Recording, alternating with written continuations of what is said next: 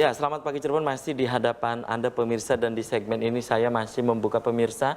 Pemirsa bisa bergabung kembali, silakan Anda bisa di 0231482138 ya. Pemirsa juga bisa untuk berpendapat, Anda bisa SMS atau ke nomor WhatsApp yang ada di layar kaca RCTV. Silakan Anda pemirsa, saya menunggu di 0231482138. Ini ada WhatsApp yang masuk ya dari Cikijing. Ya, dari Cikijing. Wah, Majalengka ya. Assalamualaikum, selamat pagi Cirebon. Ini di Pasar Cikijing ada informasi, ini lagi nonton acara di Radar Cirebon TV katanya ya.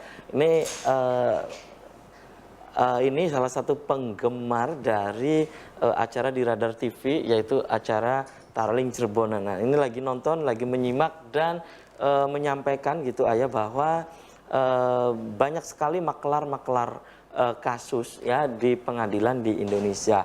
Makanya kasus Pak Rohadi kemungkinan, ini bahasanya kemungkinan ya, ini kemungkinan kental sekali adanya hal itu katanya. Terima kasih, ini dari Cikijing, Kabupaten Majalengka. Silakan ya, ini melengkapi tadi yang disampaikan oleh Kang Toto ya, Bunda Indra, dan beberapa WhatsApp dan SMS yang masuk. Silakan ya. Jadi gini, apa yang disampaikan tadi Pak Toto, yang namanya hukum kan nggak bisa dikotak-atik, tapi itu kembali kepada profesional seorang lawyer. Contoh kasus yang lagi saya tangani, dia kan sebagai penghubung, di mana celah itu, ya kan, dia tidak menangani perkara langsung, kedua dia hanya sebagai penghubung, kok beda putusannya. Nah, disinilah kita mengajukan PK.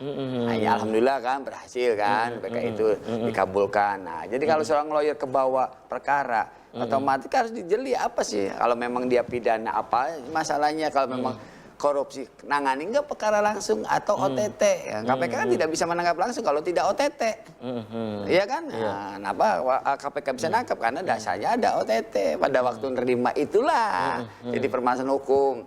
Tapi pekerjaannya kan tidak menangani langsung dan segala macam, makanya kami mengajukan lah kepada Mahkamah Agung PK-nya dan dikabulkan lah. Alhamdulillah itulah kejeliannya. Jadi nggak bisa hukum di kotak-katik dan nggak bisa bohong, karena nanti akan ketemu di pengadilan kalau yang bohongnya tidak. Kenapa? Di sini ada praduga tak bersalah, walaupun sudah ditangkap kayak narkoba. Presumption of innocence gitu ya. Begitu ditangkap di penjara, begitu di pengadilan silakan dibuktikan. Salah apa tidak di situ. Makanya polisi walaupun sudah nangkap, sudah nahan, juga tetap praduga tidak bersalah, karena nanti dalam pengadilan putusannya di situ. Oh iya, ternyata dia nyolong karena ini, atau karena barangnya di bawah, atau apa bagaimana, atau malingnya apa menyolong motornya siang hari ada kunci nempel, apa disebut nyolong kan, berarti salah yang punya motor, kenapa kuncinya nempel.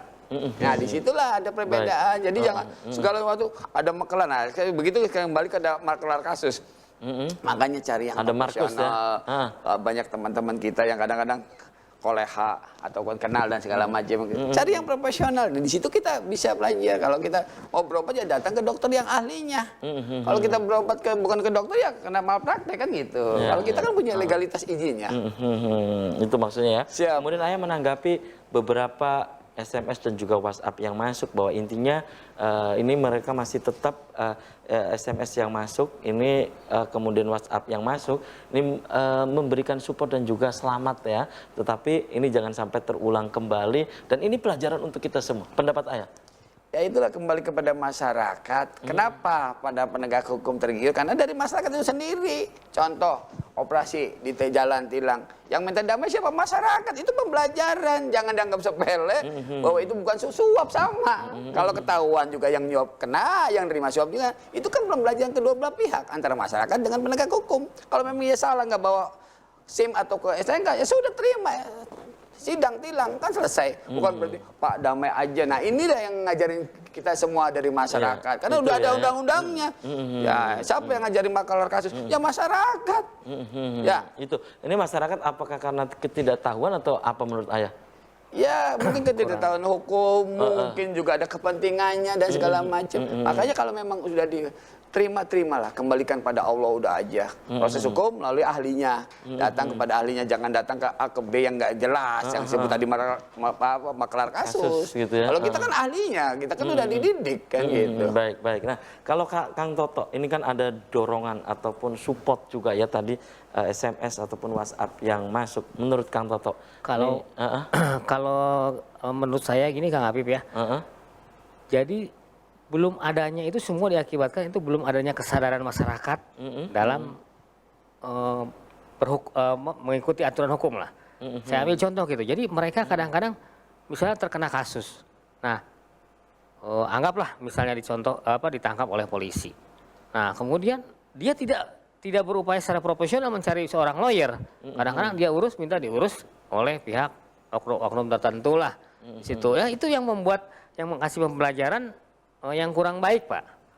Nah, itu akan mendidik kita istilahnya terjebak pada kasus gratifikasi itu, seperti yang dengan contoh kasus Pak Rohadi itu, Pak. Jadi mendingan lebih baik ditanganilah oleh seorang profesional, seorang lawyer yang profesional yang memang ahlinya di bidang itu, agar tidak terjebak, masyarakat itu tidak terjebak dalam kasus gratifikasi itu, Pak. Apalagi sekarang model saat ini kan sedang gencar-gencarnya lah diberantas.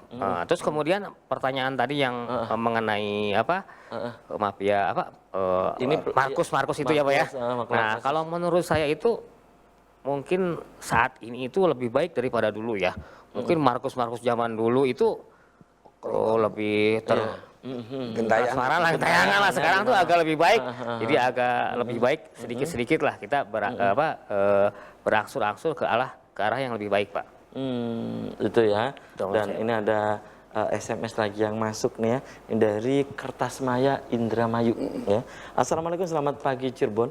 Untuk kuasa hukum Pak Rohadi, nah bolehkah saya sebagai masyarakat ini menanyakan tentang putusan itu, inti dan kesimpulannya itu apa katanya?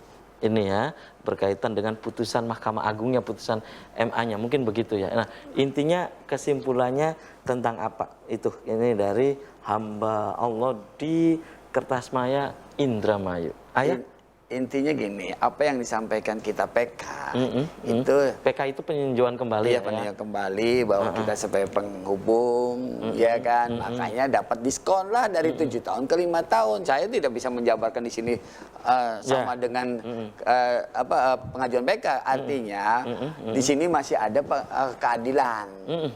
Yang tadinya 7 tahun saya menanya PK hanya dikabul, itulah di dalamnya apa yang kita sampaikan bahwa kita sebagai pengguna segala macam dia menerima, makanya dikabulkan. Kalau saya jelasin mungkin dalam 1 semester lama.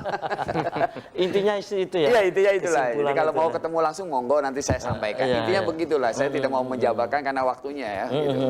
Jadi Ayah bisa sekali lagi, mungkin pemirsa di rumah juga kan penasaran juga ya. Inti dari putusan itu adalah dikabulkannya PK peninjauan kembali oleh itu oleh Mahkamah Agung yang tadinya 7 tahun ini dikabulkan menjadi 5 tahun. Surat keluar tanggal 17 Juni 2020. Surat masuk kan diterima oleh mereka Maret. Gitu kan. Alhamdulillah dipelajari dan menerima apapun ya dikabulkan. Kita juga punya dasar. Kenapa kita ngotot begini kan punya alasan. Kita nangani perkara tidak, berhadapan tidak. Sebagai penghubung loh Mas Apip kan gitu ceritanya kan gitu. Tapi kan ini sudah dijalani, makanya saya tidak akan ada upaya apapun. Saya menerima. Ada pertanyaan tadi, langkah berikutnya apa? Tidak ada. Saya menerima apapun putusan dari Mahkamah Agung, makanya berterima kasih kepada semua pihak. Baik. Masih ada keadilan di Indonesia. Itu aja. Ya. Baik, oke. Terima kasih ya tahan dulu. Dan pemirsa, selamat pagi Cirebon akan segera kembali usai pariwara berikut ini.